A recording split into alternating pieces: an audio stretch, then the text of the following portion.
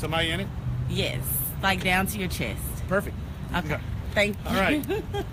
Welcome, everybody. I hope this works. We're trying a new style of filming, which is turning the camera landscape as far as portrait, because somebody said, that would be a better shot. And I don't know how it uploads.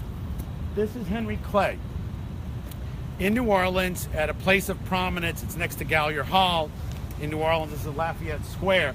And who was Henry Clay, and why is he so important that he got a monument like this? Well, the thing is, it's important about Henry Clay. 1832, South Carolina used their states' rights and said they were not going to collect a tariff, which was called the Tariff of Abominations because it was so hard on the South. The North was using these tariffs to build railroads to do commerce with the West and bypassing the South. And the South, starting around 1825, started getting very angry at these excessive tariffs as opposed to maybe an inventory tax on manufacturing or an income tax or these other ways to fund the country. They were doing it on tariffs on goods that only the South was producing. So the South was agitated. South Carolina said, we have a state's rights to declare this tax unequal, and therefore it's unconstitutional because the Constitution gives us equality. Hence, it's going to be null and void. This was called the Nullification Act. Andrew Jackson was president at the time. He was ready to send in troops to South Carolina to start collecting this, which could have been the beginning of the Civil War in 1832. Henry Clay steps up. He's from Kentucky. Great compromiser is what he was known. He worked out a compromise wherein that tariff was rescinded and reduced, and in return, Jackson didn't send in troops to South Carolina. Hence, Civil War was avoided in 1832. But the country really didn't learn, because for the next 28 years we had excessive tariffs, and finally in 1860 the House of Representatives passed the Morrell Tariff, and at that point South Carolina said, we told you once, this time we're out of here. We leave. We think we have the constitutional right to leave because you're not living up to the Constitution, which is equality, and this tariff is not equal. Now, slavery was clearly an issue. It was going on in the background from about 1840 on. Wow, excuse me, I lost my mic. A little embarrassing there. So slavery is clearly an issue,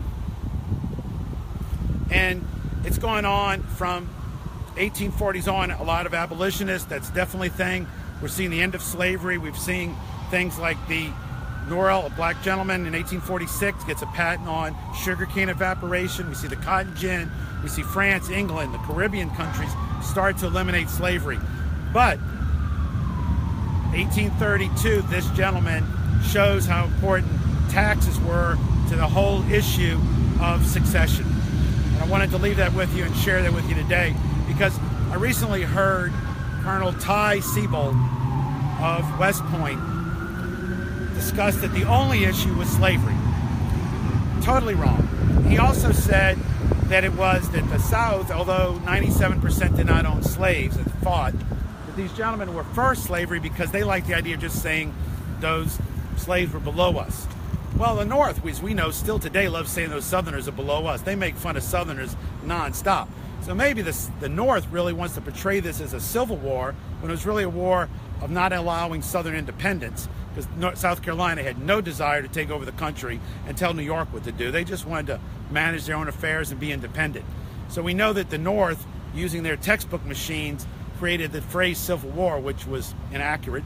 We know that they've said it was only about slavery, which is inaccurate. And we now wonder is, there's a lot of stuff talking about taxing oil, which is the Gulf states, the South, and maybe the North wants to get rid of these heroes that fought unfair tariffs because they want to tax the South again in an unfair manner. And they don't want us to have heroes that tell the true story. They don't want to have statues like this was put up by the Clay Monument Association.